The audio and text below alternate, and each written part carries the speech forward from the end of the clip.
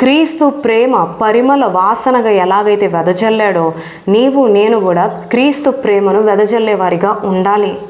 ఈనాడు క్రైస్తవుల జీవితాల్లో ప్రేమ కొదువైపోతుంది, కక్షలు ఎక్కువైపోతున్నాయి, ప్రేమించట్లేదు. యేసుక్రీస్తేమో శత్రువుని ప్రేమించమన్నారు, కానీ శత్రువుని ద్వేషిస్తారు. కక్షలు, కుట్రలు, గొడవలు, విభేదాలు ఇవే క్రైస్తవుని జీవితంలో కనబడుతున్నాయి. అటువంటి లక్షణాలు కలిగి ఉంటే వారు నిజమైన క్రైస్తవులా అంటే ఎంత మాత్రమూ కారు. దేవుని బిడ్డ, ఈరోజు ప్రభు నీ నుంచి నా నుంచి ఆశపడుతుంది ఏంటంటే క్రీస్తు ప్రేమను వెదజల్లేవారిగా ఉండాలి.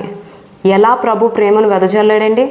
తన్ను తాను అర్పించుకున్నాడు, బలిగా అర్పించుకున్నాడు, రక్తాన్ని చిందించాడు, ప్రాణాన్ని ధారాళంగా పోశాడు.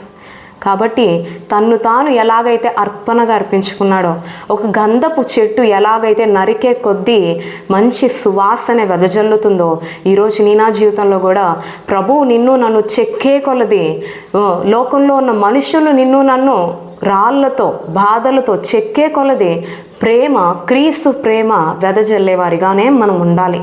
అదే ప్రభు నీ నుంచి నా నుంచి ఆశపడుతున్నాడు.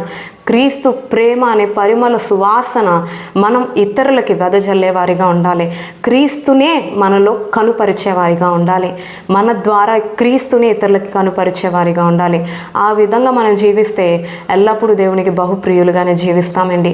కాబట్టి క్రీస్తు ప్రేమను పొందుకున్న మనము, క్రీస్తు ప్రేమతో నింపబడిన మనము క్రీస్తు ప్రేమని ఇతరులకి వెదజల్లుదాం.